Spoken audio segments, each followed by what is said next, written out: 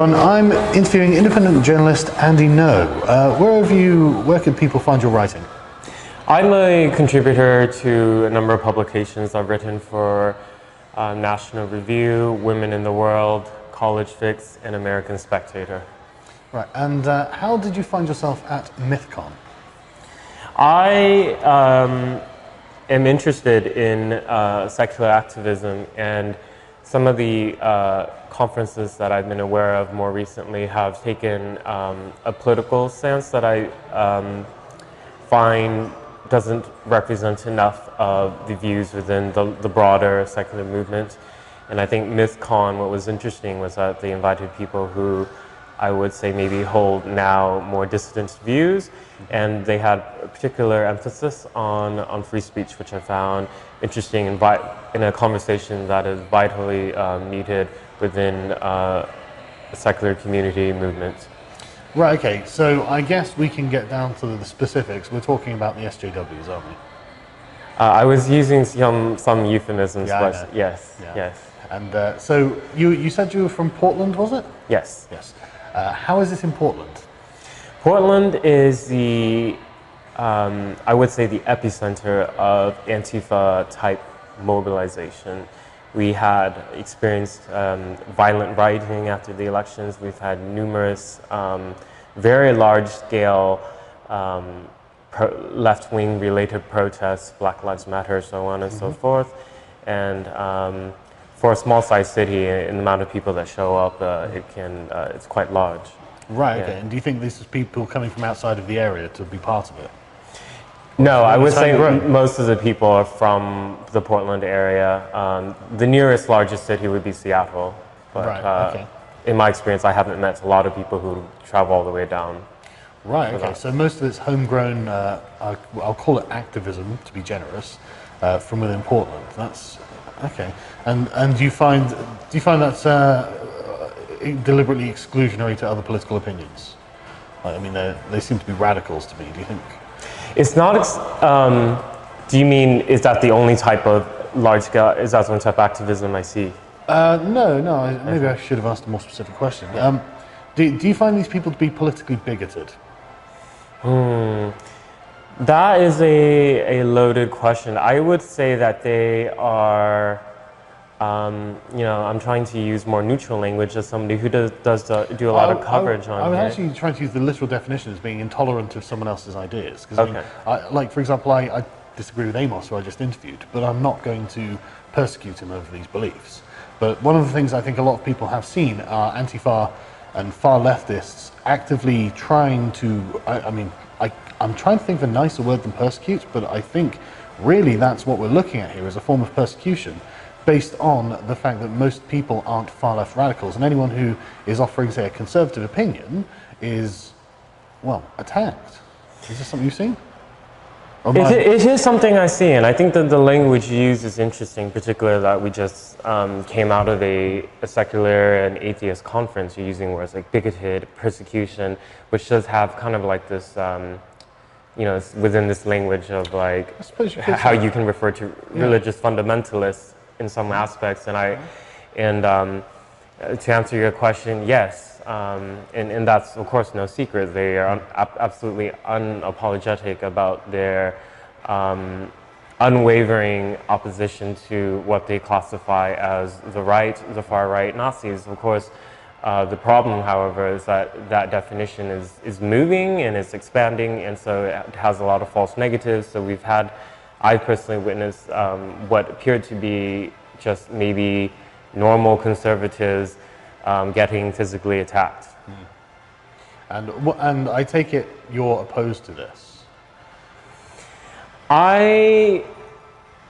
As somebody who is a champion of freedoms and liberty, I love seeing people mobilize and get politically involved in peaceful demonstration for issues that they are passionate about. Right. What I am against is the language that they use is so polarizing, and it is, I would argue, isolating to maybe people who would be sympathetic to them. And I'm speaking very generally and broadly, but just in terms of this whole, you're either with us or you're against us, and if you're against us, you are a fascist or somebody who agrees with white supremacy, so on and so forth. Yeah. And of course, you know, the reality of life is things don't fall into that bad man or good man type of thing. And this type of nuance is really lost in the slogan activism that kind of represents the hashtag resist movement. Yeah. So how have your experiences been personally? Have they again, I hate to use the word persecute, but have they targeted you in particular at all? I have been targeted, yes. I have several anecdotes from the past year. Please go ahead. When I was less known for my coverage in the Portland area, I had people who were masked in black come up to me and make veiled threats about not recording. That also happened to some of my peers and colleagues who did that coverage for the student media at that time at Portland State University. Why do you think they didn't want you to record? Oh, in one particular example, he was very honest. He said that this footage has been used to as evidence in the prosecution of one of my friends who's facing a felony conviction for X, Y, and Z. Right. So they know they're breaking the law, and they don't want you to record. And I presume they cover their faces for exactly this reason. Because I mean, it would be natural to presume this about these people, but it's a very negative and almost prejudicial thing to say. But if they're openly admitting it, then they are exactly as people on the internet are describing them. So absolutely, and I think what's a shame is that there's not more of journalists, reporters, independent reporters who are really bringing more attention to this bullying tactic. And it's a way, and I mean, it's quite chilling really to say, don't record me as I am engaging in criminal activity in the public space because I don't want to be identified. And to threaten you to stop as well. You know, saying I would rather you not record me is one thing, but threatening you with, presumably with violence, is completely another. So that's some examples of what happened to me earlier in the year. Another big story, what eventually became a story, was my firing from the Vanguard, which is the student newspaper at Portland State University, where I was an editor. That case is not so much about the political activism on the streets, but it's more, it kind of represents this continuum of an ideology of, I would say, the far left. In my particular case, it was the far left that was trying to coddle fundamentalist Islam. Not just Islam, but fundamentalist Islam. Really? Okay, so yeah, please, do go, tell us. Okay, so back in April, I attended an interfaith panel event at my university. It was a public event. And I wasn't there to do official coverage for the paper. I was just attending out of personal interest. And I do live tweeting on many events, just it's something I enjoy doing. And I'll leave a link to his Twitter account in the description. You can see the live tweeting of MythCon, if the footage isn't out yet. Thank you. No, that's fine. So at this interfaith panel event I recorded, most of it was, I would say, uninteresting. It was just students talking about their religions and their worldviews. There was a Muslim student who talked about Islam, and during the Q&A, there was a woman in the audience who said that it was in her understanding that Islam allows apostates or infidels to be killed, and she wanted clarification on that. And I shared the video clip of his answer, which he responded in the affirmative, that in an Islamic state, he did preface that in an Islamic state. Hopefully I'll edit in that clip into the video so people can see it. But if I'm not able to find it, what would you consider his demeanor to be when he gave his answer? He seemed hesitant to answer. But once he did answer, he did say, "I'm not going to sugarcoat it." And that's the verbatim part of the quote. He said that, I'm summarizing now, that in an Islamic state under Quranic law and the Sharia, being an infidel is not allowed. You'll be given the choice to leave, or he didn't finish the sentence, but presumably based on the context of the question, or face death. Yeah. So I shared this clip. It was circulated widely just through how other people were retweeting it on Twitter, and then I was fired 48 hours later. And why were you fired? They said that I had engaged, this was the editor-in-chief, said that I was, the word she used was predatory and reckless, that I endangered a student, another member of the community. For sharing the video? Yes. Of someone else giving their opinion on Islamic law? Yes. How do you feel that was justified from her perspective? Because when we are in student media, at least at Portland State, but as far as I'm aware, at really any university, you go to certain training courses on, and you're introduced to like social justice type philosophies and intersectionality, and we're just trained to be aware of how certain marginalized groups, in this case it would be Muslims, how the media can play a role in presenting it in a bad light, and that has negative consequences on a marginalized community. Right. So just based on the shared training that we've had, I just infer that maybe she was coming from that type of worldview. Right, so, and I don't mean to be glib, but this makes it sound like sharing a Muslim's opinion on the actual practice of Islamic law as applied in Muslim countries contemporaneously in the world is somehow damaging or threatening to Muslim students. You know, it's hard to reach any other conclusions than that. Yeah. And that, I think, speaks to an ill in not just student media, but I would say media more generally, and probably the ethos of where I come from, Portland, but I've seen it manifested in all over the world. And I think there's this fear of really challenging Islamic fundamentalism with a moral clarity. You see, particularly when you go to atheist conferences, that people have no qualms about doing that when it's, of course, with Christianity, right? Or even some other cults and sects like Scientology and Judaism even. And I think we need to apply that same critical lens to Islam when it's warranted. Certainly understand that a lot of the rhetoric out there on Islam is really excessive and unfair and paints very broadly.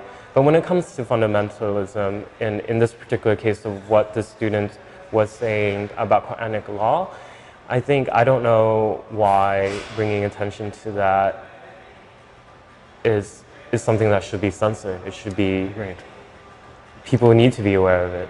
I agree with you, because I mean, it seems, and again, I'm not trying to be glib, but it really seems like it's a tacit admission that they know that Islam contains within it some significant problems and oppressive structures that would be oppressive to other marginalized groups that they would also like to protect. And so, I mean, they consider Muslims a marginalized group, but within that contain the seeds of a system of oppression against women and gays and apostates, people like that. And it seems that you were fired for sharing this information, which makes it seem like they don't want this to be publicized. And if you don't want this to be publicized, that seems like an admission that they know it's bad, and they just feel that they can keep it, I guess, under wraps.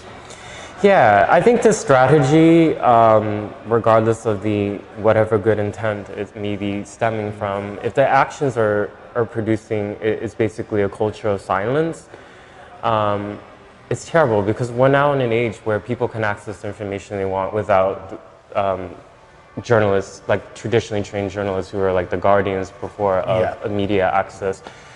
And it's a strategy that's probably going to backfire, and I think you know, where you're from in the UK, I think is particularly quite shocking of what happens to people, even particularly people who come from Muslim communities who maybe still identify as Muslim, who speak out and face censure,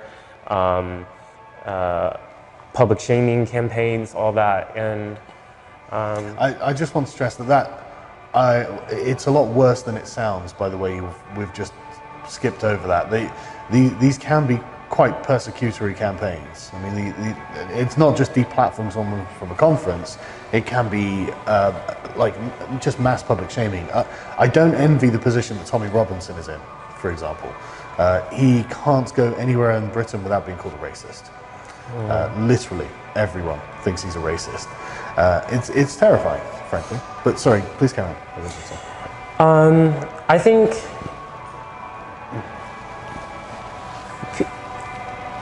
a lot of the public, let's just look into the context of Western Europe, have anxieties about issues that are stemming from communities where fundamentalist Islam has quite a foothold. And for the media, mainstream media outlets to either ignore or downplay, these anxieties are going to find themselves expressed through somewhere. Yes. And sometimes it's manifested or it comes out through unsavory outlets. And this is what I mean when I say it's a strategy that will backfire and is backfiring.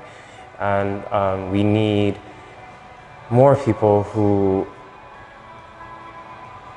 are willing to speak out with and accept that there may be social consequences, maybe political, professional consequences, but speaking with with clarity on this issue. And that's why I really laud particularly Muslim reformers or liberal Muslims, progressive Muslims who come out and address from a position of really wanting to see things change within the community and not demonization.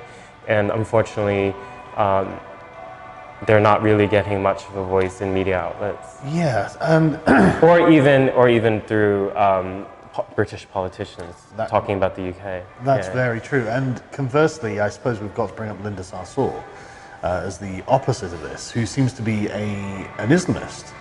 I mean, do you think that's an accurate characterization of her? I think she's expressed certain sentiments that seem to be emblematic of somebody who is sympathetic to Islamist views, particularly Muslim Brotherhood type views. I don't think she's systematically exposed enough of her views for me to confidently say that she is an Islamist, but certainly what she has said in the past, and more even just very recently, does call into question sort of what is her end goal and what is the strategy she's working from and who's supporting her. Yeah, I've seen an awful amount of pro-Sharia law Twitter activity from her, which is peculiar from someone who would also call themselves a feminist and a feminist Muslim. I mean, Sharia law is a system that enshrines a gender difference in gender roles and really does turn women into second-class citizens, where they have restricted rights in comparison to men, they have restricted value in society in comparison to men. And so I find it very strange how they can call themselves feminists and Muslims and then advocate for Sharia law. Because I mean, not all Muslims want to live on Sharia law. You know, a lot of them find it to be regressive and repressive and outdated, which is completely understandable. In the same way that many Christians obviously, don't want to live by Levitical law or biblical law or something like that. And yet they are still Christians, and these are the majority of Christians now. I don't know what the numbers in Muslim communities are like with regards to that, but Linda Sarsour is repeatedly given great platforms by the left, and she seems to be advocating directly against the principles they are trying to promote. Is that something you'd agree with? Back at the end of June, Linda Sarsour was a keynote speaker for the Islamic Society of North America, ISNA convention, which is, as far as I know, the largest Islamic gathering in North America. And she was the keynote speaker. Now, there was one progressive Muslim organization who paid to table. They take a pro-LGBT position, and as well as they support women's right to equal value in Islam, for example. So they support women imams. Yeah. This progressive group was asked by ISNA organizers to leave from the conference, to shut down their table booth. They didn't like the literature that they were handing out. What specifically did they take issue with? Their pro-gay stance in that they believe that women should pray, for example, in spaces next side to side, and potentially with a woman being the imam. So not segregated. Correct. Yeah. So Linda Sosor has gone on record many times talking about how she is a champion of LGBT causes and women's rights, as particularly she, as an intersectional feminist, she says she describes herself. Mm-hmm. So with this story, I was the only one doing coverage on this as far as I know. I did a story for it for the American Spectator, and I reached out to Ms. Sosor for a comment, to be fair. Like, how do you feel to be a keynote speaker at an event that removes the one organization that took a pro-LGBT Muslim perspective? Mm. And she didn't even respond for comment. Now, I think that should make people question what it means to be a true ally. Ally is a word that's kind of thrown around a lot and sometimes is used as a weapon. But for a figure like that, now I'm stepping outside of my role as a reporter in this case, but it does seem there are things going on behind, there's a larger picture going on, and I think people aren't asking the right questions when they champion somebody like that.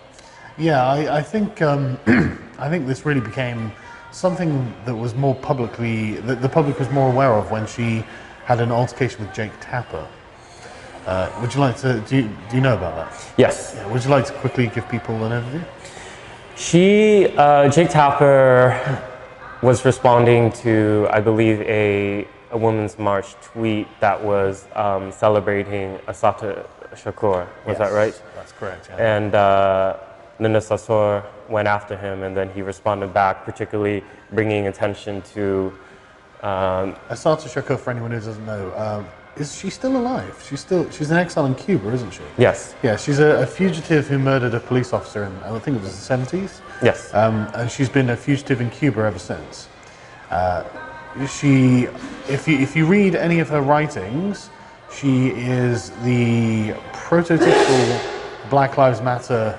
I mean, you could call her a black separatist, I think, legitimately. I think she seems to have a significant grievance against white people. And I don't think I'm misrepresenting her views by saying that. So Jake Tapper expressed his uncomfortable feelings he had with the Women's March official Twitter account giving respect to a cop killer, right? Yeah. A fugitive. And Linda Sosor went back at him, and then he called her out, and he brought attention to her comments against Ayaan Hirsi Ali and Brigitte Gabriel about wishing to take away their vaginas. Just to inform why this is an important thing, Ayaan Hirsi Ali has had female genital mutilation performed on her when she was a child in Somalia. So it's not quite the metaphor that maybe Sosor thought it might have been. But sorry, please carry on. Yeah, and Ms. Sosor was very angry that, he has many followers. Yeah. And in her response was, I'm summarizing now, something along the lines of, Jake Tapper joins the rank of the alt-right in targeting me. And I think that was a moment of, like, Mr. Tapper showing bravery and sort of going against this hero, this new hero of the far left, the left, whatever you want to call it, yeah. And called her out on her inconsistencies. And people seem to have a blind spot for that. And her response, I hope people view it as completely outrageous. Yeah, so Jake Tapper's Jewish, is he not? Yes. And calling him alt-right, for anyone who doesn't know, the alt-right despise the Jews. They can accurately be characterized as an anti-Semitic movement, and Jake Tapper is not in any way part of the alt-right, but it's a kind of otherization, isn't it? To say, well, all of my enemies are the alt-right.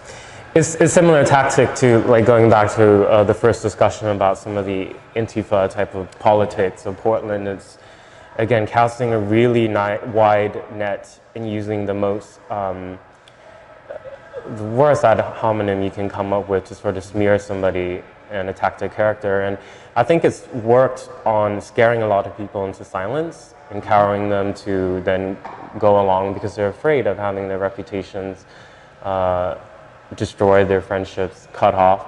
And well, my guess is it seems like Linda was trying that tactic this time, and it seemed to not have worked very well for her. Do you think she was attacking a target that was too big for her to really silence? I think because you could see the how that conversation developed. It's the first tweet, the second, the back and forth. You can see who was taking it from 1 to 100 in one set, and in a way that was completely uncalled for. Yeah. And so I think Jake had a completely legitimate and reasonable point. She clearly had gone too far, but I mean, I'm not going to persecute her over a tweet, but that that was something that she could easily have said, well, maybe I was in the wrong there. But then doubling down on this and then accusing him of being a racist, a xenophobe, and all of these other things that simply don't apply to him. I think it is indicative of, like you said, the tactics that are being used. The truth of what's happening isn't really that important here. It's almost like she was trying to bully him. And like you say with Portland Antifa and various other, and what happened at MythCon, leading up to MythCon, there seems to be a pattern of bullying tactics being displayed by far left activists. And I think that's quite self-evident by this point. What's your opinion on that? it is a bullying tactic, and I think, and it's a bad strategy too, because when you are so heavy-handed in your rhetoric and your responses like this, it's going to naturally, I would say the majority of people, let's say in the context of where I'm from in Portland, would kind of step in line and just shut up and be, if they happen to be white, they'll just be a white ally and they'll shut up. But some other people are not going to do that. They'll go in the other direction, which is to sort of push back and start seeking out outlets, particularly outlets to express white nationalist perspectives in response to this. Right. And I don't know if these so-called social justice activists are realizing the environment that they're creating in sort of like feeding into one another and causing, like, we're constantly hearing about the rise of the far right, but I wonder if people are sort of stepping back to think more about who's actually feeding the rise into the far right. We only really hear blame placed on Donald Trump and his administration, which is something to explore. But there's another part of that to this discussion too. Yeah. Why do people feel the need to do anything about this subject? Why are they interested in even having that conversation? And I think it's because the left is beginning the conversation and then shutting down people who want to say, well, I have a disagreement. And then the alt-rights are also eager to have the same conversation, but just from the other side. And so I think it's a natural home for these people to go to. And I really, this is why I interviewed Jared Taylor, because he genuinely, he said in a video a few months back that literally with Antifa and the far leftists basically condemning white people, he was thrilled. I mean, the joy on his face, he was just like, our enemies I can't do the accent, but our enemies are doing everything we would have them do to drive people to us, and if they keep doing this, then soon we're going to have a sizable movement that can actually act as a political force against them to unseat them, but impose our version of identity politics. And I mean, that for me was the real sort of chilling wake-up call. 'Cause it's like, I mean, if your enemies are thrilled by the actions that you're taking, are they actually your enemies? Are you just, you know, are they just unwitting allies of yours, even if you hate them? I mean, if you have an enemy, they should hate everything you do, because what you're doing is, you know, a strategy against them. They should be upset. They shouldn't be clapping their hands and saying, please carry on. So I think there's definitely something there. What do you think?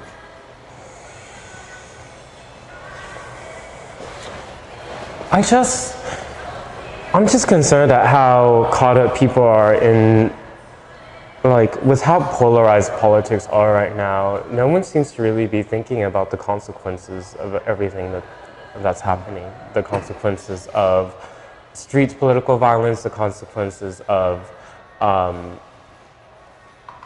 would say, racism against white people. And I think, like, me as a person of color, growing up from a refugee immigrant family, like, most people around me were white, and like that was like an aspect of their identity that they never, in just my own experience, never with my peers and all that, like, it was something they never really thought about. And then now there's this change into, like, where there's so much emphasis on race, and white people are either going in the direction of having white guilt, or embracing or playing footsie a bit with white nationalism, which we're seeing a bit in Portland. There was an incident this past academic year where there were some flyers posted around from a white nationalist group that's forming in the Pacific Northwest. And I don't know where this is going to end. It doesn't seem like it's getting better. I agree. And do you think that the wisest move might be to stop berating white people for being white?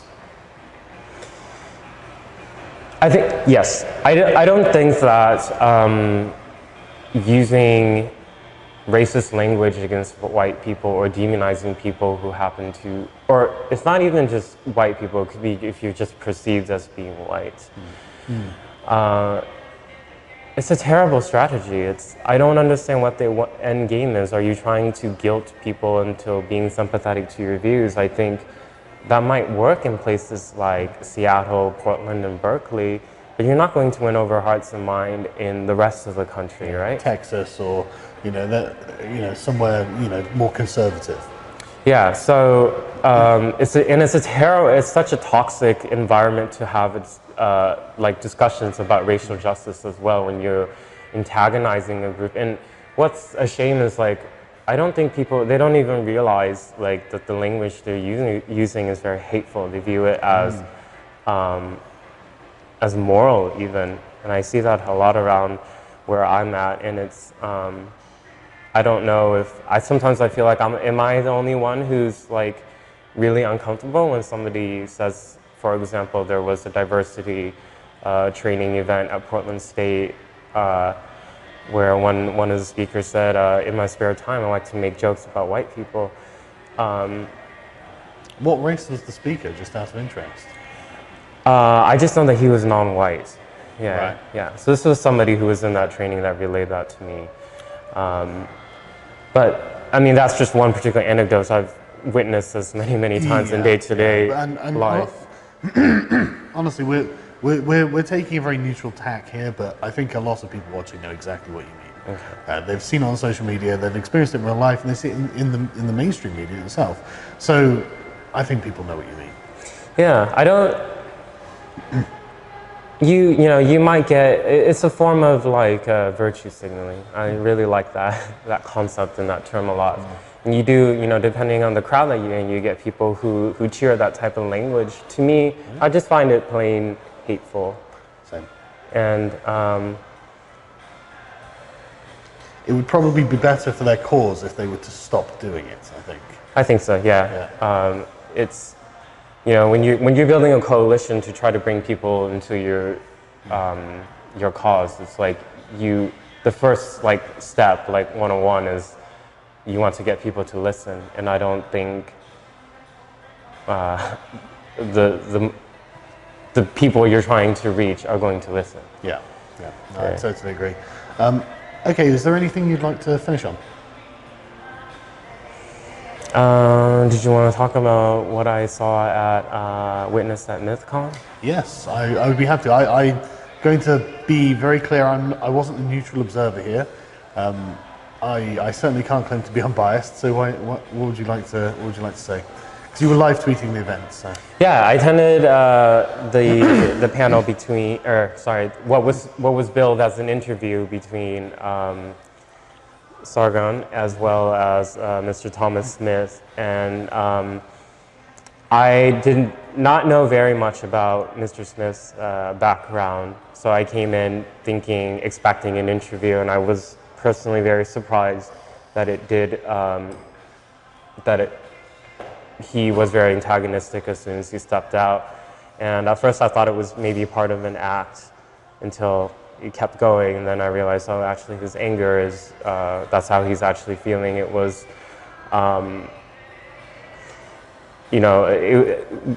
people in the audience love passionate debates generally, but I think what made it kind of seem like weird was that Mr. Smith was turning a lot of his anger onto the audience. He was. And using language like deplorables. He did. And he was also antagonistic to some of the event organizers. So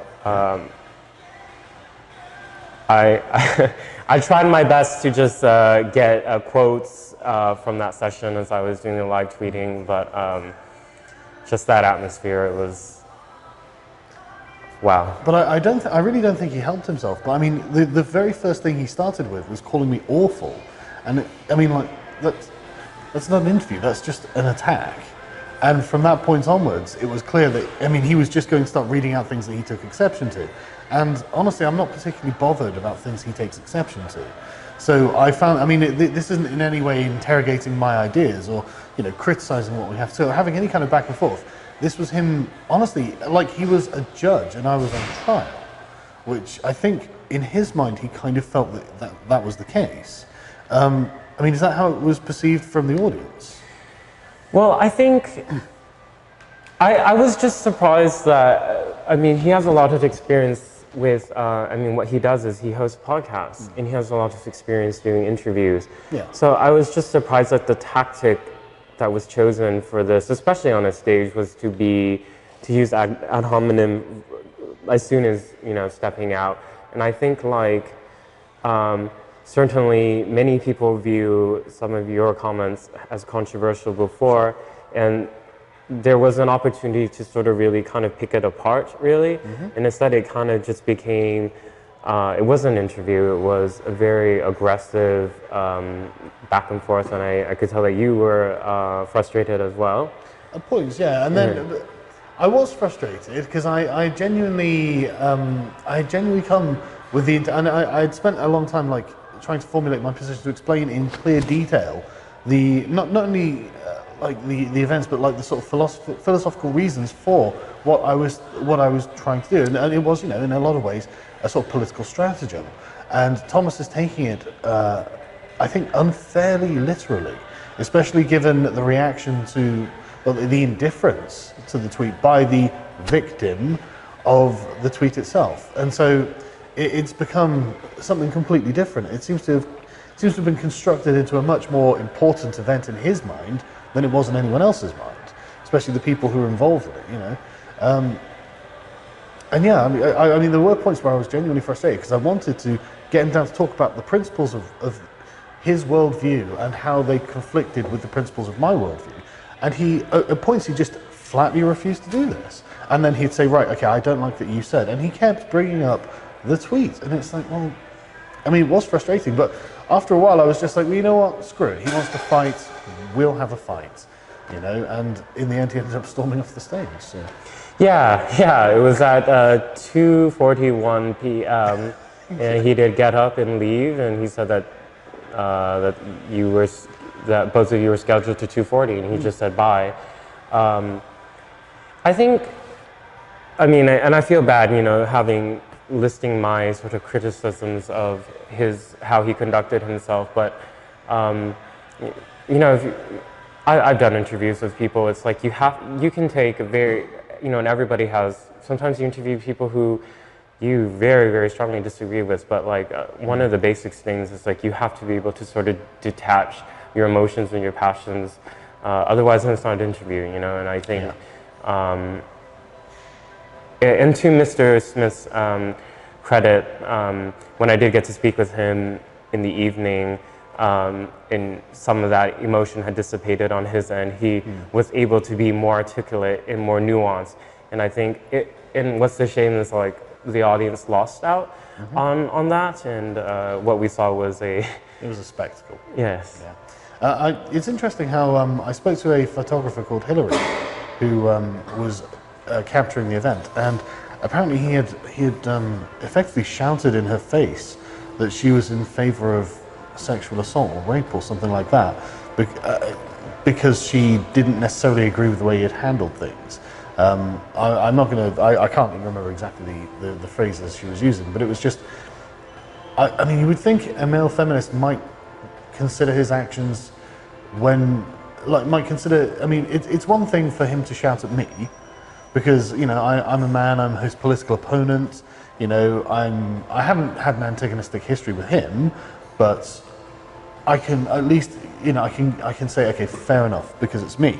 But when it's a young lady who's just a neutral actor and she's just taking photos, and he then shouts in her face, as a male feminist, and I mean, not just as a male feminist, but as well as being a male feminist, that just strikes me as, I mean, he must have been very discomforted by this whole event to take that sort of action. I mean, for me, I just find that really shocking. But that's just my observation. But so what do you think he could have done better?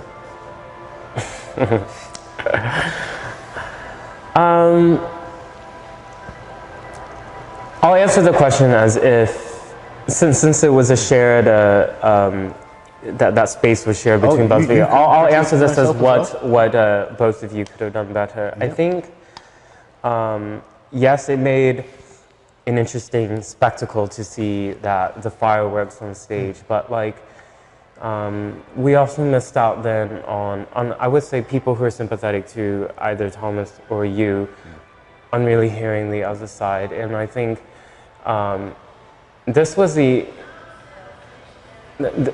particular example of like where a moderator would have been good to sort of rein things in, but because it was organized and planned and promoted as an interview, that wasn't even, you know, part of the plan at all.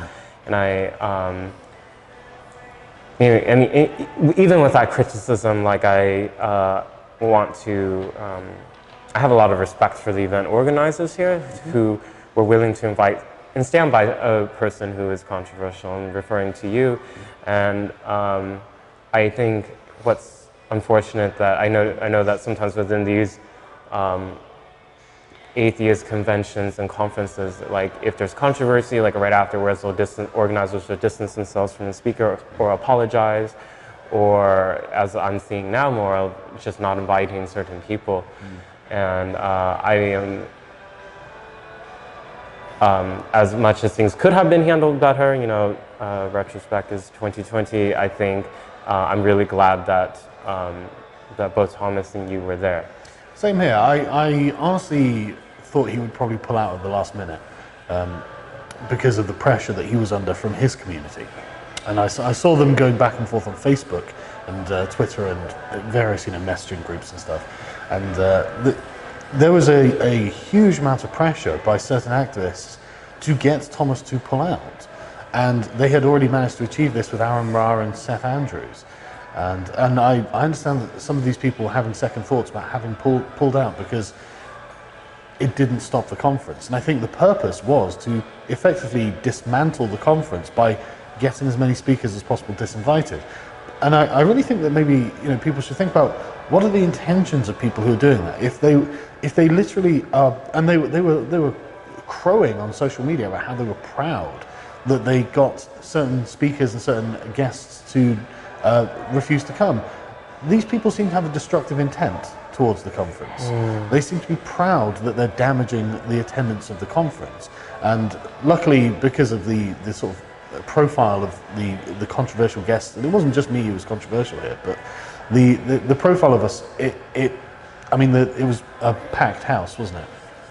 Yes, it was very full. Yeah. And my comment to that is, I think these people who are coming from that perspective and that type of activism will be one of the downfalls of the atheist movement. And I think we've seen a lot of fracturing already and infighting. And